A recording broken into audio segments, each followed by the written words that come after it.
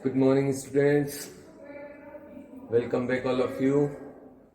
This is a new session, and we are going towards the ending of our current chapter, solution.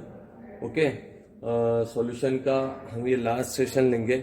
इस session में हम remaining जितने भी topics है solution chapters में वो सारे को कवर करेंगे.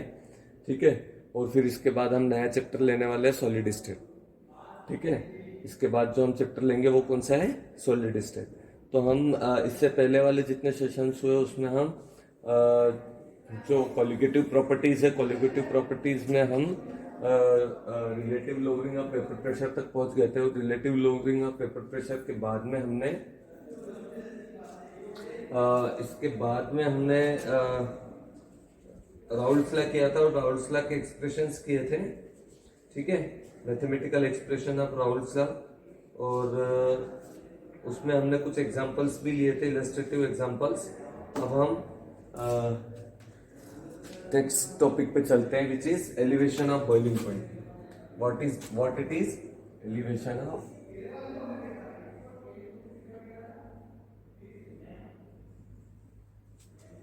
Boiling point, BP. ठीक है, अब एलिवेशन ऑफ बॉइलिंग पॉइंट को समझने के लिए सबसे पहले हमको किसको समझना पड़ेगा, बॉइलिंग पॉइंट को.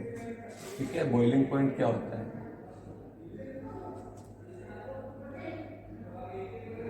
तो बच्चों, बॉइलिंग पॉइंट क्या होता है कि किसी डेफिनाइट टेम्परेचर पे जब कोई लिक्विड बॉइल होना स्टार्ट हो जाता है ना, किसी फिक्स टेम्परेचर पे कोई जो लिक्विड है वो बॉइल होना स्टार्ट हो जाता है. That means when liquid start to convert into vapours.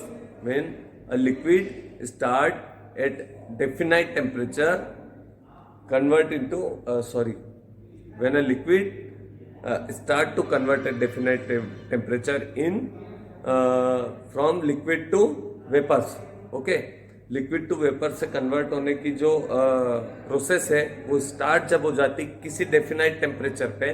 ठीक है, किसी डेफिनाइट टेम्परेचर पे पहुंचने पर तो हम उसे क्या बोलते हैं, उस डेफिनाइट टेम्परेचर को हम बोलते हैं बॉइलिंग पॉइंट. जैसे कि वाटर है, वाटर एक यूटेंसिल में भर के हमने गैस पे रखा है, ठीक है, या बर्नर पे रखा है, तो वो जब अगर प्योर वाटर है तो वो 100 डिग्री सेल्सियस पर आकर बॉइल होना स्टार्ट हो जाता है ना. मतलब उसका बॉइलिंग स्टार्ट हो जाता है. बॉइलिंग स्टार्ट वो किस टेम्परेचर पे हो रहा है, 100 डिग्री सेल्सियस में. That means 100 degree Celsius is what, it is boiling point of water.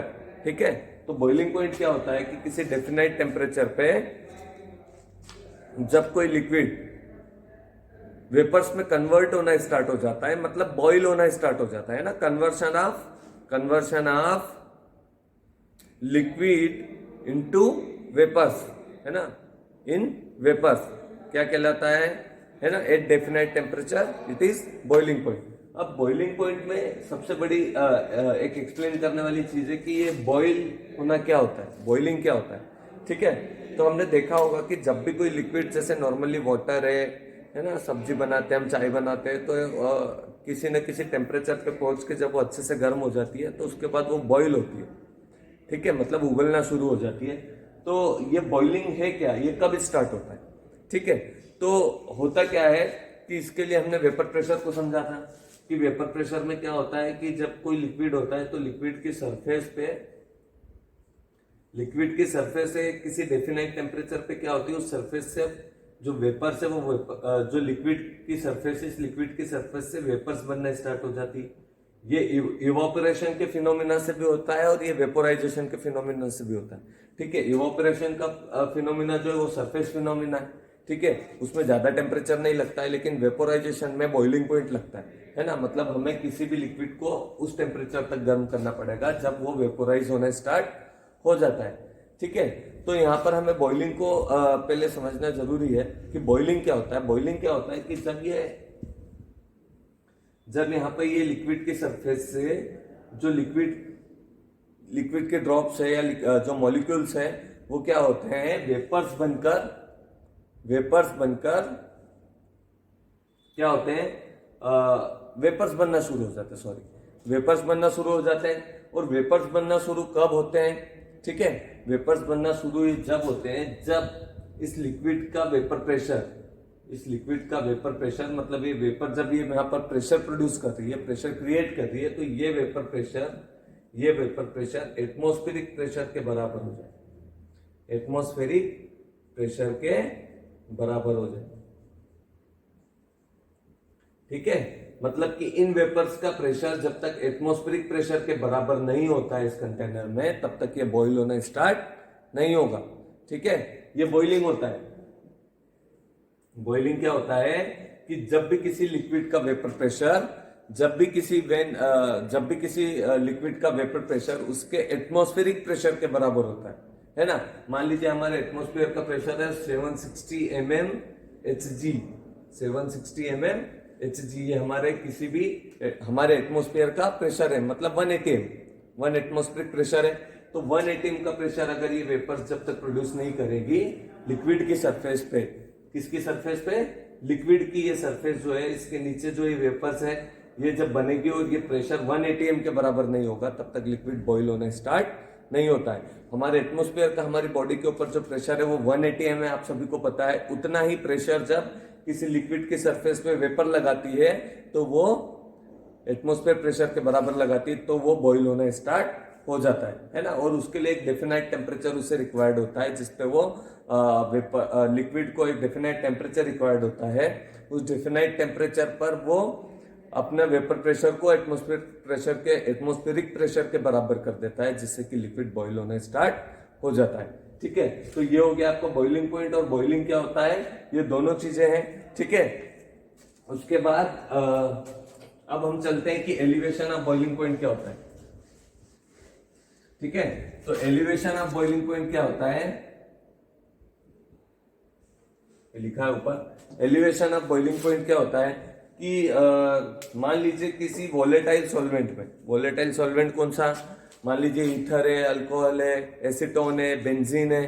ठीक है, ये सारे जो सॉल्वेंट है, पेट्रोल है, डीजल है, इनको भी ले सकते हैं। ये क्या है, वोलेटाइल है ना, मतलब बहुत आसानी से इवोपरेट होते हैं, इनको किसी ज्यादा टेम्परेचर की जरूरत नहीं होती है, दे इवोपरेट इटसेल्फ। ओके, अगर इनको फैला दिया जाए तो ये अपने आप इवोपरेट होना स्टार्ट हो जाते हैं। उनको हम वोलेटाइल कंटेंट्स बोलते हैं, है ना, वोलेटाइल मैटर्स बोलते हैं, वोलेटाइल सब्सटेंस बोलते हैं। तो दो substances which are volatile here, है ना, वो क्या होते हैं, वोलेटाइल होते हैं। तो जब वो वोलेटाइल होते हैं तो उनमें वेपर जल्दी प्रोड्यूस होती है।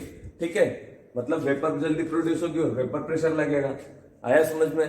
तो यहाँ पर जो वोलेटाइल सब्सटेंस होता है उसका बॉइलिंग पॉइंट कम होता है, बहुत थोड़े से टेम्परेचर पे वो बॉइल होना स्टार्ट हो जाएगा, उसकी वेपर का प्रेशर जो है एटमॉस्फेरिक प्रेशर के बराबर जल्दी से आ जाएगा। ठीक है, तो वो बॉइल होना स्टार्ट हो जाएगा। अब यहाँ पर क्या हो रहा है कि किसी वोलेटाइल सॉल्वेंट में, ये वोलेटाइल सॉल्वेंट है, इस वोलेटाइल सॉल्वेंट में हम कोई नॉन वोलेटाइल सॉल्यूट मिला देते हैं। कौन सा सॉल्यूट मिलाएंगे, नॉन वोलेटाइल सॉल्यूट, मतलब ऐसा सॉल्यूट जो बहुत आसानी से वेपराइज नहीं होता है। ठीक है, तो नॉन वोलेटाइल सॉल्यूट मिलाएंगे तो क्या होगा, नॉन वोलेटाइल सॉल्यूट मिलाने से इस वोलेटाइल सॉल्वेंट की वेपर प्रेशर का पोटेंशियल कम हो जाएगा, है ना, मतलब कि इसका जो वेपर्स बनाने का जो रेट है वो कम हो जाएगा। अब इसका मान लो एक डेफिनाइट टेम्परेचर पे वेपर्स बनाने का रेट कम हो चुका है। ठीक है, वेपर्स बनाने का रेट कम हो गया। ठीक है, तो वेपर्स आसानी से नहीं बनेगी, वेपर आसानी से नहीं बनेगी तो वेपर का प्रेशर नहीं बनेगा, वेपर का प्रेशर नहीं बनेगा तो ये बॉइल नहीं होगा। तो बॉइल नहीं होगा किसके कारण, नॉन वोलेटाइल सॉल्यूट के कारण, क्योंकि नॉन वोलेटाइल सॉल्यूट क्या करता है, इसकी वेपर प्रेशर, नॉन वोलेटाइल है ये, तो वोलेटाइल होता नहीं है, तो ये जब इसमें मिक्स होता है तो ये आसानी से इस सॉल्यूशन को वोलेटाइल या फिर वेपराइज नहीं होने देता है। ठीक है, तो यहाँ पर क्या होगा कि जब ये आसानी से इसको जिस टेम्परेचर पे ये वोलेटाइल वेपराइज होता है उस पर नहीं होने देगा, तो क्या करेंगे, नीचे एक बर्नर लगा के फिर इसको थोड़ा गर्म और करेंगे, इसको और थोड़ा गर्म करेंगे, हीट देंगे, है ना। अब हीट दे रहे हैं मतलब कि जहां जो इसका बॉइलिंग पॉइंट था, मान लीजिए वाटर है, ठीक है, ये वाटर है और इसका बॉइलिंग पॉइंट है 100 डिग्री सेल्सियस। ठीक है, 100 डिग्री सेल्सियस पे बॉइल हो जाता था, लेकिन इसमें हमने मिला दिया नमक, नॉन वोलेटाइल सॉल्यूट। ठीक है, तो इसमें सॉल्ट मिलाने के कारण क्या होगा, इसका बॉइलिंग पॉइंट बढ़ जाएगा। क्या हो जाएगा, ये 100 डिग्री सेल्सियस पे बॉइल नहीं होगा। जब ये 100 डिग्री सेल्सियस पे बॉईल नहीं होगा तो इसको बॉईल करना है। बॉईल करना है तो हम क्या करेंगे, इसको गर्म करेंगे। इसको गर्म कर रहे हैं मतलब हम इसके टेम्परेचर को बढ़ा रहे हैं, ठीक है। अब इसका टेम्परेचर बढ़ रहा है मतलब जिस बॉइलिंग पॉइंट पे 100 डिग्री सेल्सियस पे ये बॉईल होना था उस पे बॉईल नहीं हो रहा है। और बॉईल कहां पे हो रहा है, राइजिंग टेम्परेचर मान लो 100 डिग्री सेल्सियस पे हो रहा है, ठीक है। मतलब कि इसका बॉइलिंग पॉइंट बढ़ गया है।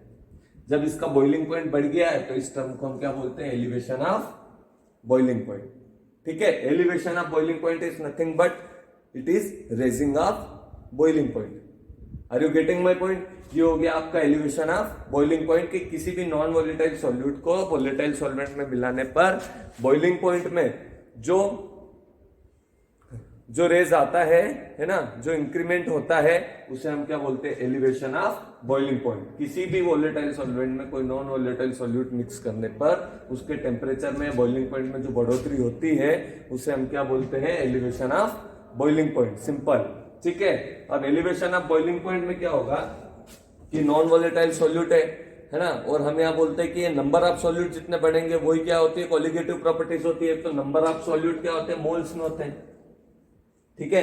अब यहाँ पर क्या हो रहा है कि सिंपली जो एलिवेशन ऑफ बॉइलिंग पॉइंट है, elevation of boiling point is directly proportional to the molality of the solution, है ना। मोलिलिटी, यहाँ पर हम क्या ले रहे हैं, मोलिलिटी। मोलिलिटी क्या होती है, जहां पे सॉल्वेंट पर केजी में होता है, ठीक है। Number of moles present in पर केजी ऑफ सॉल्वेंट, है ना, वही होता है। मोलिलिटी क्या होती है, number of moles present in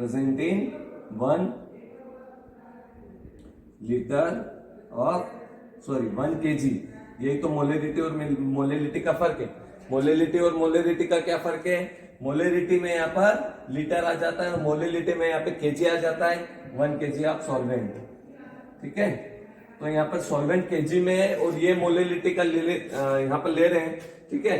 तो यहाँ पर जो एक्चुअली जो टर्म होती है, पहली टर्म तो ये होती है कि यहाँ पर elevation of boiling point is directly proportional to the lowering of vapour pressure होता है। Elevation of boiling point is directly proportional to the lowering of vapour pressure. ऐसा मैं क्यों बोल रहा हूं, क्योंकि इससे पहले वाले वीडियो में हमने पढ़ा है कि लोअरिंग ऑफ वेपर प्रेशर क्या होता है कि किसी भी वोलेटाइल सॉल्वेंट में अगर नॉन वोलेटाइल सॉल्यूट मिला देंगे, ठीक है, तो यहाँ पर वेपर्स बनना कम हो जाएगी। वेपर्स बनना कम हो जाएगी मतलब lowering of vapour pressure, vapour का प्रेशर यहाँ पे कम हो जाएगा। यही पढ़ा था ना, और उसी बेस पे हमने एलिवेशन ऑफ बॉइलिंग पॉइंट भी क्लियर किया है, ठीक है। तो एलिवेशन ऑफ बॉइलिंग पॉइंट क्या होता है, मतलब कि टेम्परेचर देने से बढ़ने वाले boiling point, non volatile solute के मिलाने से बढ़ने वाला बॉइलिंग पॉइंट, है ना, is directly proportional to the lowering of vapour pressure. मतलब जितना बॉइलिंग पॉइंट में एलिवेशन होगा वही क्या है, लोअरिंग ऑफ वेपर प्रेशर। क्योंकि वेपर के प्रेशर के कम होने के कारण ही क्या हो रहा है, बॉइलिंग पॉइंट बढ़ रहा है। दोनों एक ही टर्म में, ये समझ लो, नाम अलग अलग है ना। बॉइलिंग पॉइंट बढ़ रहा है मतलब वो वेपर प्रेशर कम हो रहा है, यही तो हो रहा है। यहाँ पे वेपर अगर ज्यादा बनती तो हम गर्म और क्यों करते, है ना। यहाँ पर वेपर कम बन रही है नॉन वोलेटाइल सॉल्यूट मिक्स करने के कारण, इसीलिए बॉइलिंग पॉइंट बढ़ रहा है। आया समझ में? तो दोनों टर्म एक ही है, लोअरिंग ऑफ वेपर प्रेशर मतलब वेपर प्रेशर कम हो रहा है और बॉइलिंग पॉइंट बढ़ रहा है ना, इस डायरेक्टली प्रोपोर्शनल होते हैं। तो एलिवेशन ऑफ बॉइलिंग पॉइंट को अगर आप डेल्टा टीबी से लिखें, डेल्टा टी बी, तो ये किसके प्रोपोर्शनलिटी में हो जाएगा, lowering of vapour pressure, that is P minus P S या P zero minus P S, ये लोअरिंग ऑफ वेपर प्रेशर होता है, ठीक है। अब ये लोअरिंग ऑफ वेपर प्रेशर मैंने क्या बताया कि elevation in boiling point is also directly proportional to the number of moles of solute dissolve of the solvent. अब जितने सॉल्यूट हम सॉल्वेंट में मिलाएंगे उतना ज्यादा एलिवेशन ऑफ बॉइलिंग पॉइंट होगा, है ना। मतलब इस सॉल्यूशन में जितना नॉन वोलेटाइल सॉल्यूट मिलाएंगे हम बाहर से, है ना, तो मोल्स में होता है वो। जितना सॉल्यूट मिलाएंगे हम किस में ले सकते हैं, मोल्स में। तो जितने मोल्स बढ़ेंगे एलिवेशन ऑफ बॉइलिंग पॉइंट भी उतना बढ़ेगा, है ना, number of moles of solute, ठीक है। तो इसको हम ऐसे ले सकते हैं, delta TB is directly proportional to the molality वाला एम आएगा यहाँ पे, है ना, is directly proportional to M, that is molality. Molality मैंने आपको अभी समझाया, मोलेलिटी क्या होता है, जिसमें सॉल्वेंट पर केजी में लिया जाता है पर लीटर की जगह। सॉल्वेंट किस में लेते हैं, पर केजी में। अब डेल्टा टीबी में यहाँ पे प्रोपोर्शनलिटी का साइन हटाएंगे, delta TB is equal to KB मतलब बॉइलिंग है ना, केबी एम। अब एम क्या है, यहाँ पर मैंने अभी बताया था आपको कि पर केजी, सॉल्वेंट किस में ले रहे हैं, पर केजी में। इसका फॉर्मूला क्या होता है, number of solute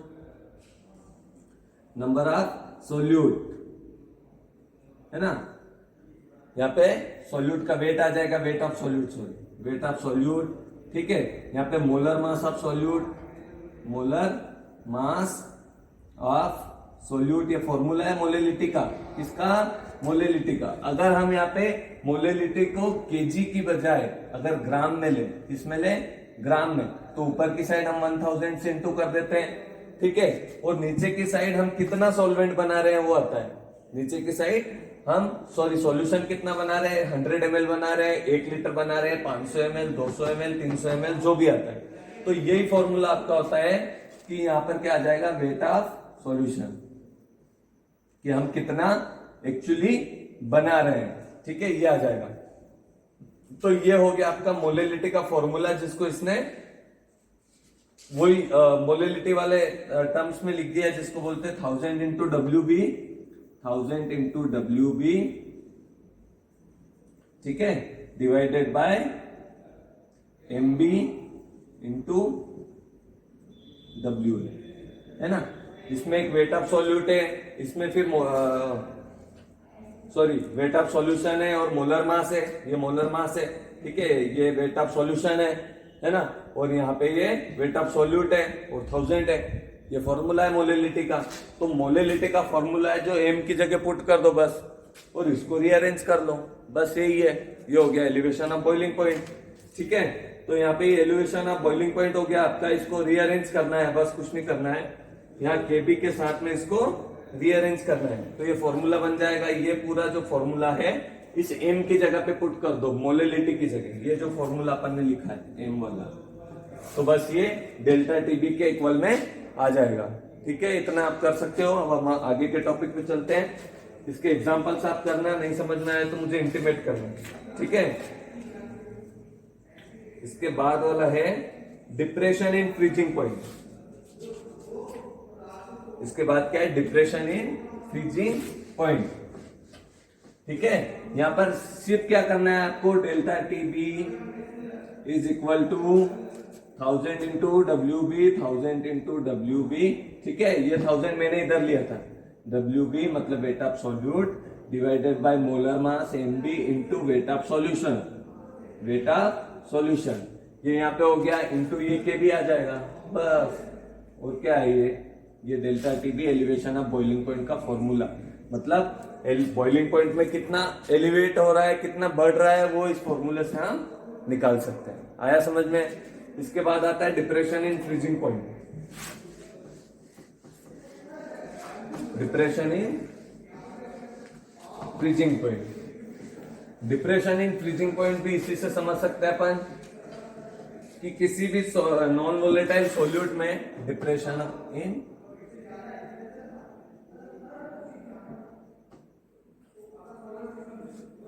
freezing point,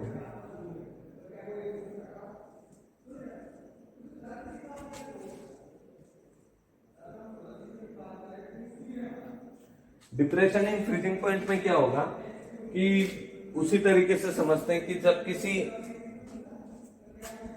जब किसी नॉन वोलेटाइल सॉल्यूट किसी वोलेटाइल सॉल्वेंट में अगर कोई नॉन वोलेटाइल सॉल्यूट मिलाते हैं तो उसका वेपर प्रेशर लो हो जाएगा। वेपर प्रेशर लो हो रहा है मतलब उसका बॉइलिंग पॉइंट बढ़ रहा है, मतलब वो देर से बॉइल होगा, ठीक है। इसको इस तरीके से ले सकते हैं कि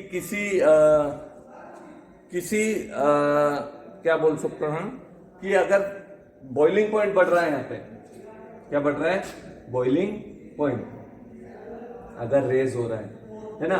बॉइलिंग पॉइंट मान लो किसी वाटर का 100 डिग्री सेल्सियस है, 100 डिग्री सेल्सियस है, ठीक है।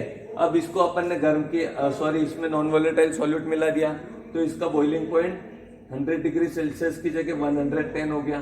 क्या हो गया, 110 डिग्री सेल्सियस, ठीक है। तो उसी तरीके से मान लो ये 100 पे था, ठीक है, 100 डिग्री सेल्सियस पे जब बॉईल हो रहा है तो इसका फ्रीजिंग पॉइंट जो है, इसका फ्रीजिंग पॉइंट इसका 0 डिग्री सेल्सियस है। कितना है? 0 डिग्री सेल्सियस। मतलब ये 0 पे फ्रीज हो रहा था, 0 पे क्या हो रहा था? फ्रीज। अब ये यहाँ पे बॉइलिंग पॉइंट 100 से 110 डिग्री चला गया, मतलब कि 100 डिग्री सेल्सियस से बढ़ के 100 डिग्री सेल्सियस पे बॉईल हो रहा है, मतलब ज्यादा टेम्परेचर देना पड़ रहा है। ठीक है, इसका मतलब ये है कि ये जो क्या बोलते हैं, फ्रीजिंग पॉइंट। ठीक है, अब फ्रीजिंग पॉइंट जो है, अगर हम किसी भी लिक्विड को फ्रिज में रखेंगे, फ्रीजर में रखेंगे, तो वो क्या होगा, उसकी वेपर्स पहले से ही कम बन रही है, उसमें नॉन वोलेटाइल सॉल्यूट मिला हुआ है, तो उसकी वेपर्स तो बन के बाहर जा ही नहीं रही है, मतलब वो यहीं पे अटकी हुई है, यहीं पे अटकी है, तो बहुत जल्दी सेटल हो जाएगी, उसके मॉलिक्यूल बहुत जल्दी पास पास में आ जाएंगे, है ना।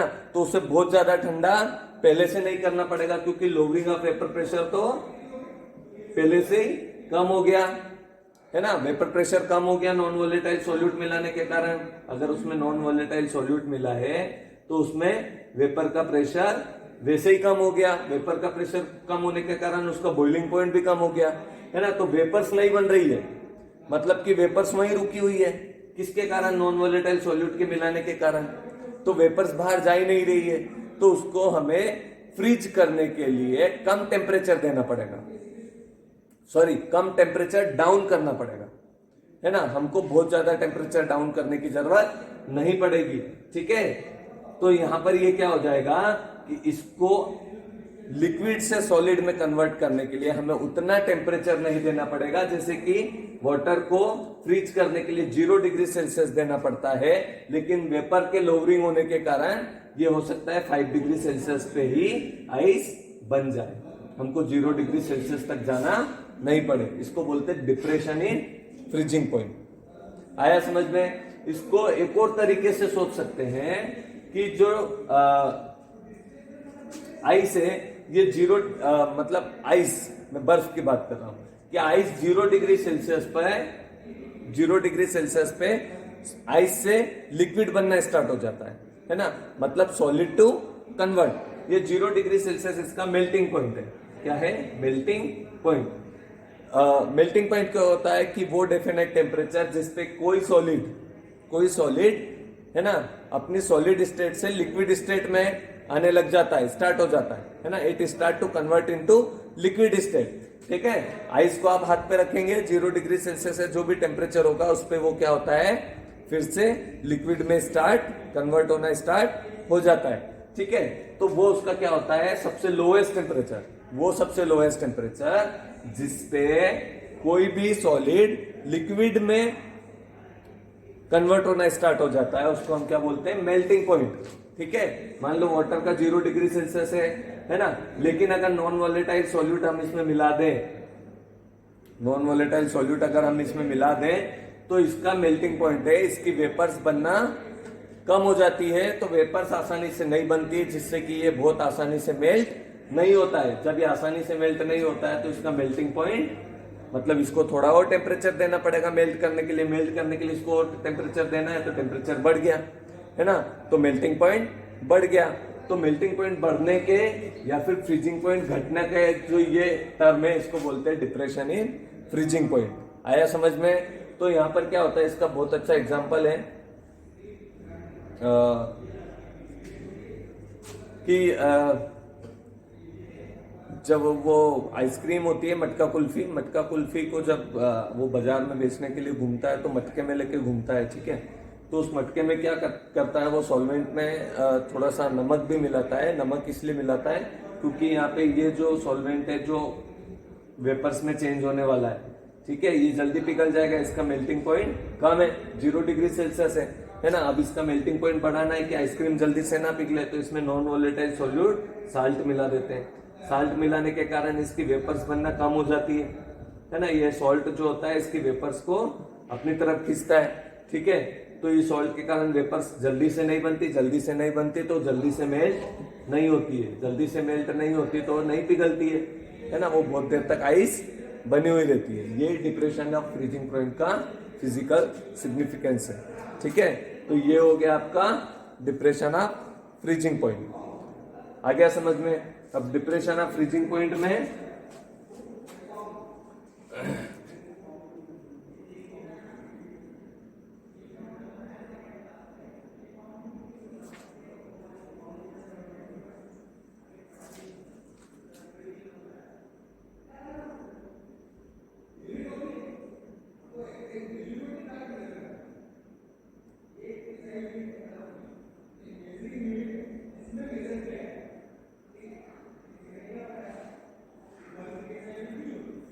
ठीक है, तो यहाँ पर डिप्रेशन ऑफ फ्रीजिंग पॉइंट का भी वही हो कि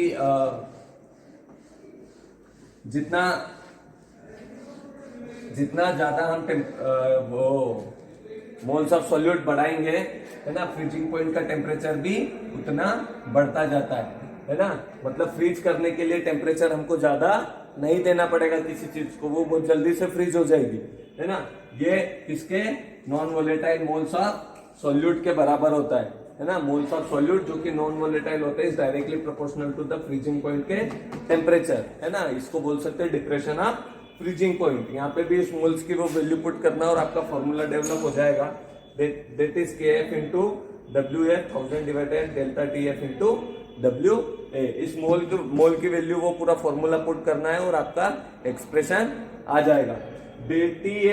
डेल्टा TF लिया होगा शायद, डेल्टा TF है, delta TF is directly proportional to the M, moles of solute.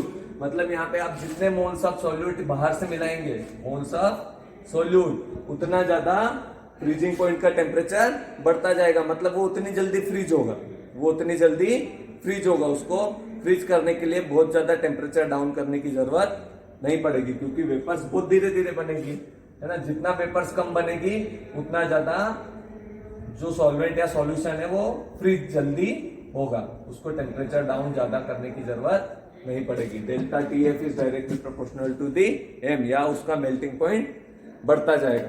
ठीक है, तो मेल्टिंग पॉइंट बढ़ाने के लिए फ्रीजिंग पॉइंट का सिग्निफिकेंस यूज करते हैं। ये हो गया आपका, ये क्या हो गया आपका, डिप्रेशन इन फ्रीजिंग पॉइंट। अब डिप्रेशन इन फ्रीजिंग पॉइंट के बाद में क्या है, डिप्रेशन इन फ्रीजिंग पॉइंट के बाद में है ऑस्मोसिस। ठीक है, ऑस्मोसिस।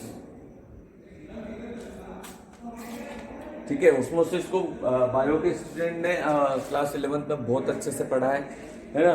लेकिन फिर भी हम टाइम ना गवाते हुए इस पे आगे जाते हैं और इसको बढ़ाते हैं कि ऑस्मोसिस होता क्या है एक्चुअली। ऑस्मोसिस क्या होता है कि किसी भी सॉल्वेंट का मूवमेंट, किसी भी सेमी परमिएबल मेम्ब्रेन के थ्रू किसी सॉल्वेंट का मूवमेंट जो होता है उसको हम क्या बोलते हैं, ऑस्मोसिस। ठीक है, यहाँ पे किसका मूवमेंट बोल रहा हूं मैं, सॉल्वेंट का। मान लो यहाँ पे एक सॉल्वेंट भरा हुआ है, ठीक है, ये एक प्योर सॉल्वेंट है, ठीक है, इसमें कोई भी दूसरा सॉल्यूट नहीं है। मान लो ये सिर्फ वाटर है, ये क्या है, प्योर वाटर, और ये एक सेमी परमिएबल मेम्ब्रेन है। ठीक है, सेमी परमिएबल, और यहाँ पर जो वाटर है इसके अंदर नमक मिला हुआ है, सॉल्ट, है ना। इसमें जो सॉल्यूट है इस सेमी परमिएबल मेम्ब्रेन के दूसरे साइड, इस वाले साइड में क्या है, सॉल्ट वाटर है ना। मतलब सॉल्ट एज ए सॉल्यूट है इसमें। ठीक है, तो यहाँ पर क्या हो रहा है, इधर प्योर वाटर है, इसमें सॉल्यूट का कॉन्सेंट्रेशन लो है, मतलब है ही नहीं, जीरो है। ठीक है, और इधर सॉल्ट का कुछ कॉन्सेंट्रेशन है, मतलब इधर कॉन्सेंट्रेशन ज्यादा है, किसका, सॉल्यूट का।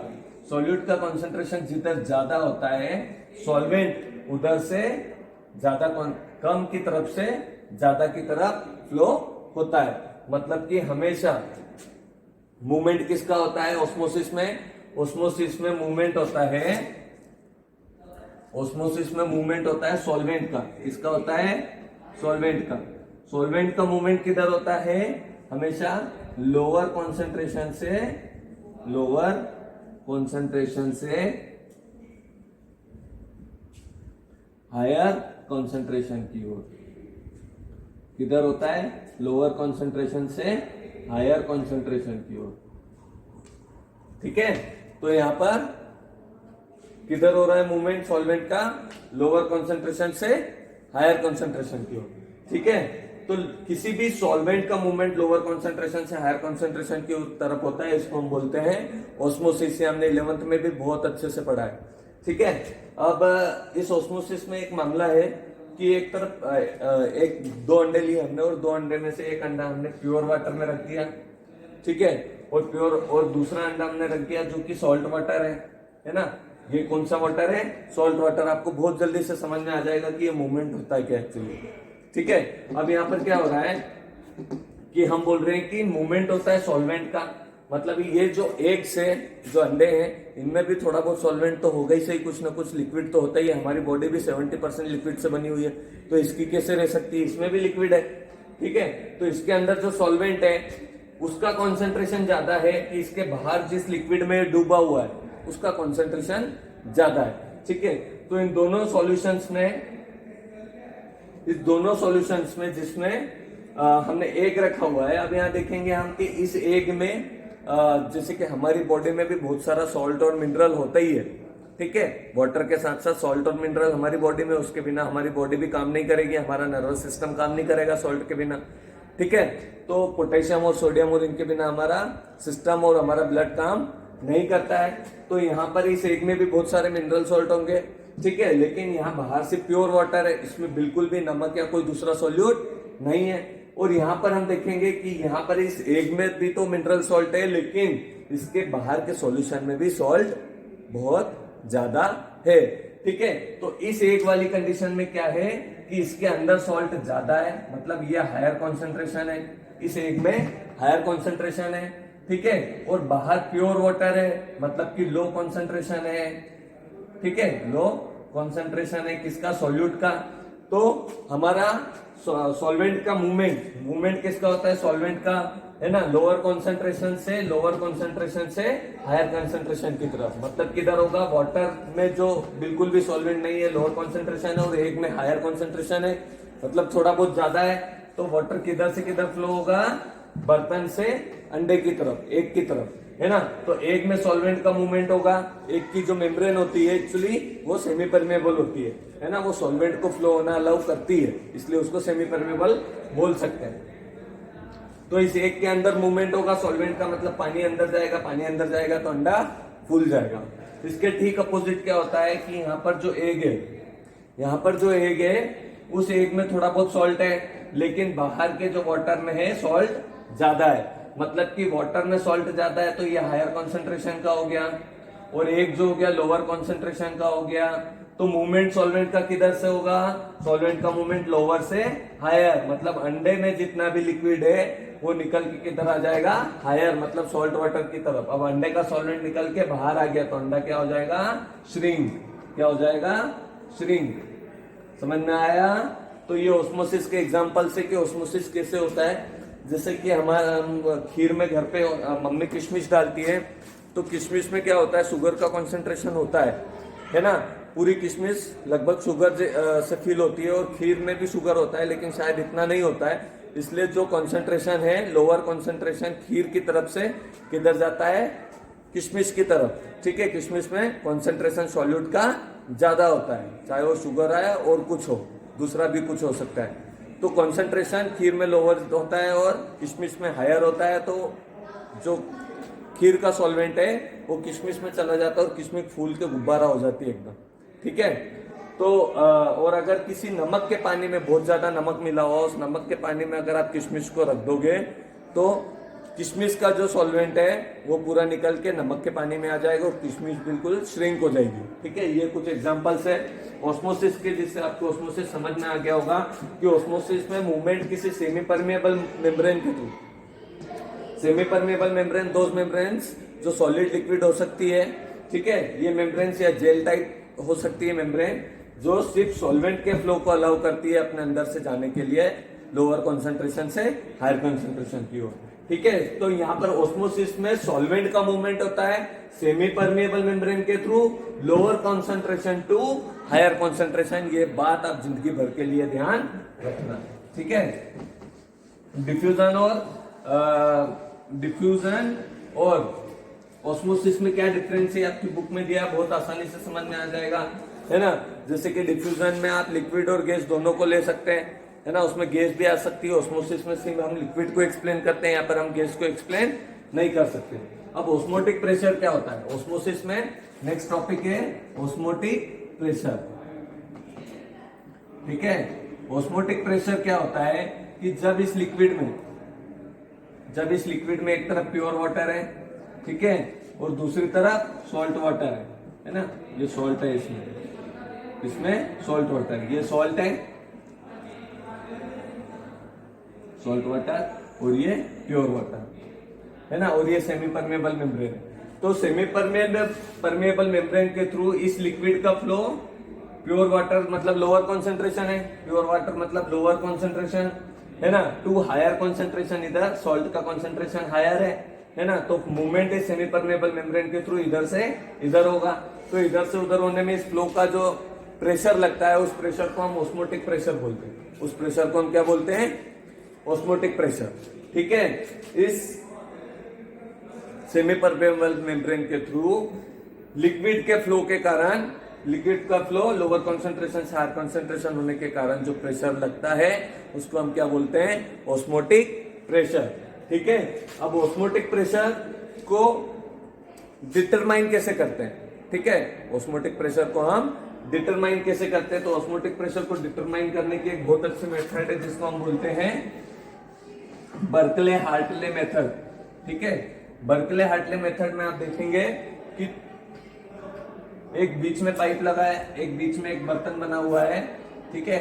ये सबसे पहले इस बर्तन की जो ये दीवार है सेमी परमेबल मेम्ब्रेन है। ये कौन सी है? Semi permeable membrane. और इसके आसपास दो ट्यूब लगे हैं, ठीक है। एक ट्यूब इधर लगा है, ठीक है, यहाँ पे इससे वाटर का लेवल देखते हैं हम, और दूसरा ट्यूब इस साइड लगा है जिधर से हम वाटर को और ज्यादा इसके अंदर भेज सकते हैं, ठीक है। तो ये यहाँ पे वाटर हम यहाँ से डाल सकते हैं, है ना। इस पूरे अंदर वाले बर्तन में वाटर होता है, सॉल्वेंट क्या होता है? Pure water. इसके अंदर प्योर वाटर है, प्योर वाटर, ठीक है। और इसके आसपास ये टाइट जैकेट में बना हुआ एक बर्तन होता है जिसमें होता है सॉल्ट सॉल्यूशन, ये समझ लीजिए। इसके अंदर आगे और पीछे क्या होता है? Salt solution. इसमें होता है सॉल्ट सॉल्यूशन, मतलब ये हायर कॉन्सेंट्रेशन है और इसके अंदर लोअर कॉन्सेंट्रेशन है। पूरा आया समझ में? तो यहाँ पर एक और चीज होती है जो होता है पिस्टन। क्या होता है? पिस्टन। यहाँ पे पिस्टन क्या करता है? प्रेशर लगाता है। क्या करता है? प्रेशर लगाता है। पिस्टन क्या करता है? प्रेशर क्रिएट करता है। तो यहाँ पर ये पिस्टन क्या करता है? प्रेशर क्रिएट करता है और इस पे गॉज लगा रहता है कि कितना प्रेशर क्रिएट कर रहा है यहाँ पर, है ना, इस लिक्विड पे। इस लिक्विड पे कितना प्रेशर क्रिएट कर रहा है वो कहाँ? इस घड़ी में, इस गॉज में दिख जाता है, इस मीटर में दिख जाता है। अब ठीक है, अब क्या होगा? ये यहाँ पे वाटर फिल है, यहाँ पे वाटर फिल है और वाटर फिल है, यहाँ पर हायर कॉन्सेंट्रेशन का सॉल्ट वाटर है। तो सेमी परमेबल मेम्ब्रेन है ये दोनों। इन दोनों सेमी परमेबल मेम्ब्रेन के थ्रू मूवमेंट किधर होगा? Lower concentration to higher concentration. ये दोनों हायर कॉन्सेंट्रेशन है। तो यहां से पानी निकलेगा तो लेवल डाउन होगा। लेवल क्या होगा? डाउन होगा, ठीक है। हम चाहे तो उधर से और वाटर फिल कर सकते हैं, है ना। अगर यहाँ पे सेमी परमेबल मेम्ब्रेन के थ्रू यहाँ से इधर और इधर वाटर डाउन हो रहा है ना, इसका मतलब है ये लोअर कॉन्सेंट्रेशन है और ये दोनों हायर कॉन्सेंट्रेशन है।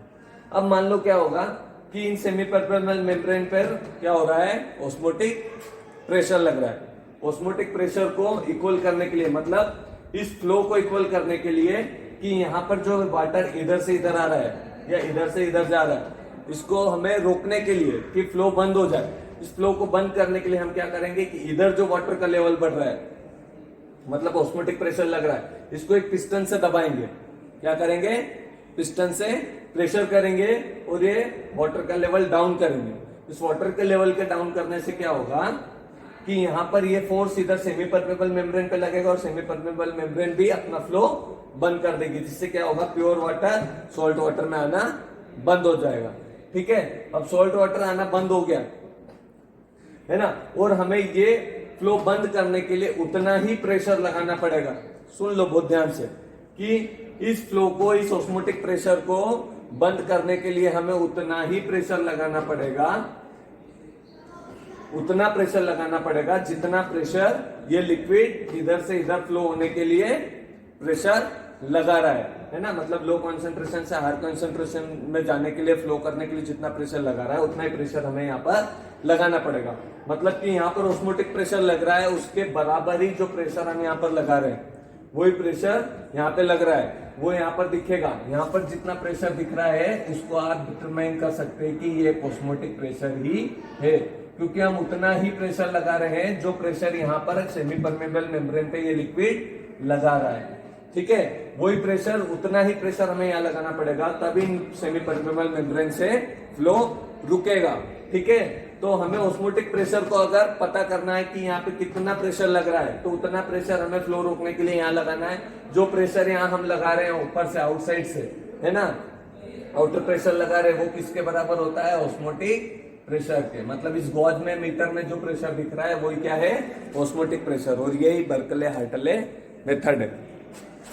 अब बर्कले हार्टले मेथड के बाद में समझ में आ गया ना, यहाँ पर इस लोअर कॉन्सेंट्रेशन के वाटर से इस सेमी परमेबल मेम्ब्रेन पे जो प्रेशर लग रहा है वो ऑस्मोटिक प्रेशर होता है। उसको पता करना है कि कितना होता है। उसके लिए हमें क्या करना है? यहाँ से आउटसाइड से प्रेशर लगाना है ताकि यहाँ पे फ्लो बंद हो जाए। तो ये फ्लो बंद होने के लिए, मतलब ये लेवल बैलेंस हो गया, ये लेवल बैलेंस हो गया। अब ना यहाँ पे वाटर अप जा रहा है ना डाउन जा रहा है, मतलब कि यहाँ पर ऑस्मोटिक प्रेशर अब बंद हो गया है। तो ऑस्मोटिक प्रेशर बंद होने के लिए यहाँ पर अगर लेवल इक्वल हो गया है ना, साइमल्टेनियसली हो गया इक्वल, तो यहाँ पर क्या होगा? फिर बढ़ेगा घटेगा नहीं, बंद हो गया, जहां है वही है।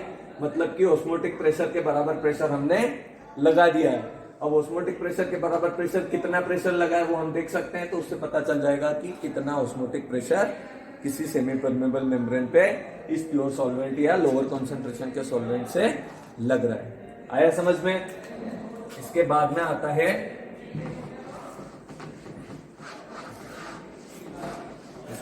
आता है रिवर्स ऑस्मोसिस। क्या आता है? Reverse osmosis.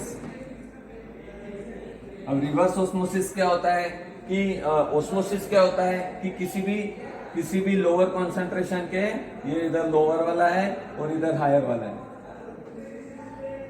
ठीक है, तो लोअर कॉन्सेंट्रेशन से सॉल्वेंट का मूवमेंट जब सेमी परमेबल मेम्ब्रेन के थ्रू हायर कॉन्सेंट्रेशन की तरफ होता है, इसको हम ऑस्मोसिस बोलते हैं। तो रिवर्स ऑस्मोसिस मतलब हायर से लोअर की तरफ। अब मान लो यहाँ पे किसी टंकी से नल का पानी आ रहा है, रिवर्स ऑस्मोसिस आरओ होता है एक्चुअली, आरओ जो घर में लगा हुआ था शुद्ध पानी के लिए, प्योर वाटर के लिए। मान लो यहाँ पे टेप वाटर आ रहा है। अब टेप वाटर है तो टेप वाटर जमीन से आता है, जमीन से आता है मतलब उसमें बहुत सारे मिनरल्स है, सॉल्यूट इम्प्योरिटी, मतलब उसका हायर कॉन्सेंट्रेशन है। क्या है? हायर कॉन्सेंट्रेशन है। ठीक है, इधर लोअर कॉन्सेंट्रेशन है। तो होना क्या चाहिए? रिवर्स ऑस्मोसिस में सेमी परमेबल मेम्ब्रेन के थ्रू लोअर कॉन्सेंट्रेशन से ये किधर जाना चाहिए? हायर कॉन्सेंट्रेशन के। ठीक है, तो अब यहाँ पर क्या होता है कि एक प्रेशर गॉज लगा होता है। उस प्रेशर गॉज से क्या होता है कि इधर से आउटसाइड प्रेशर लगाते हैं, भारी प्रेशर लगाते हैं। भारी प्रेशर लगाने के क्या कारण क्या होता है कि लोअर कॉन्सेंट्रेशन से हायर कॉन्सेंट्रेशन की ओर फ्लो बंद हो जाता है। ठीक है, फ्लो किधर से, सॉरी इधर भी लगाते हैं प्रेशर हम इधर लगाएंगे। ठीक है, आउटसाइड प्रेशर है ना। इधर से तो आराम से लोअर कॉन्सेंट्रेशन से हायर कॉन्सेंट्रेशन की ओर लिक्विड जा ही रहा है, तो इधर से प्रेशर लगाने की जरूरत तो है नहीं। हमें प्रेशर किधर लगाना है कि हायर कॉन्सेंट्रेशन से कोई लिक्विड लोअर कॉन्सेंट्रेशन की ओर आ जाए, है ना। सॉल्वेंट, सॉरी क्या लाना है? सॉल्वेंट, मतलब पानी है, पानी में बहुत सारी इंप्योरिटीज है, वो उसको हायर कॉन्सेंट्रेट कर रही है और इधर लोअर कॉन्सेंट्रेट है। ऑस्मोसिस बोलता है कि सॉल्वेंट हमेशा लो से हायर की ओर जाना है। अब हमको ये रोकना है तो हमको अपोजिट साइड से प्रेशर लगाना है कि ये इधर से इधर ना आए। तो हम इधर से प्रेशर लगाएंगे तो इधर वाला इधर ही रुक जाएगा और इधर वाला जो लिक्विड है हायर कॉन्सेंट्रेशन वाला वो लोअर कॉन्सेंट्रेशन की ओर मूवमेंट स्टार्ट कर देगा सेमी परमेबल मेम्ब्रेन के थ्रू। अब सेमी परमेबल मेम्ब्रेन क्या करता है? सिर्फ सॉल्वेंट को अलाउ करता है अपने अंदर से जाने के लिए। सॉल्वेंट कौन है यहाँ पे? Pure water. ठीक है, बाकी का क्या बचा? सॉल्यूट है। कौन सा है? बहुत सारे मिनरल्स है, सोडियम है, मैग्नीशियम है, पोटेशियम है, ठीक है, लेड है, जो भी है इंप्योरिटीज है, वो सब यहीं पे रुक जाएगी और इधर से किसका फ्लो स्टार्ट हो जाएगा? प्रेशर लगाने के कारण, है ना। प्रेशर लगाने के कारण किसका फ्लो स्टार्ट हो जाएगा? सिर्फ सॉल्वेंट का। सॉल्वेंट क्या है? वाटर। और हम इस टंकी में यहाँ पर प्योर वाटर को इकट्ठा कर लेंगे। कौन इकट्ठा हो जाएगा? प्योर वाटर, तो प्योर वाटर से ये इधर की टंकी में पानी आ जाएगा। किसके कारण? आउटसाइड प्रेशर के कारण। इसको ही हम क्या बोलते हैं? ऑस्मोसिस लोअर से ना होते हुए किधर से करवा रहे हैं? हायर तक, हायर से लोअर की तरफ, है ना? ऑस्मोसिस उल्टा करवा रहे हैं। इस उल्टे को क्या बोलते हैं? Reverse osmosis. आया समझ में? ये आपका आरओ है, आरओ सिस्टम। ठीक है, इसमें प्रेशर सिस्टम तो ये होता है इधर से इधर ले जाने के लिए उल्टी साइड, इसलिए हमको इसको क्या बोलते हैं? Reverse osmosis. ठीक है, तो ये आपका टॉपिक हो गए सारे। इसके बाद के जो टॉपिक है that is not very much important, हो सकता है इनको सिलेबस से इस साल के लिए बाहर भी कर दिया जाए, और इतना ज्यादा इंपॉर्टेंट भी नहीं है ये। डिसोसिएशन वो कौन से क्वांटा फैक्टर और डिसोसिएशन ऑफ सॉल्यूट मॉलिक्यूल्स, ये आपका चैप्टर फिनिश हो गया है। अपन यहीं तक इस चैप्टर को पढ़ेंगे, अगला चैप्टर अपन लेंगे सॉलिड स्टेट। ठीक है, थैंक यू सो मच। ये हमारा सॉल्यूशन आज खत्म हो गया, और I am really sorry that पिछले कुछ दिनों से मैंने वीडियोस नहीं बनाए क्योंकि मैं दूसरे काम में बिजी था। ठीक है, सारी चीज़ें अरेंज कुछ करना थी मुझे, है ना? तो अब हम रेगुलर वीडियो बनाएंगे, ऑनलाइन क्लासेस आपकी चलेगी, कोई समस्या नहीं है। ठीक है, थैंक यू सो मच।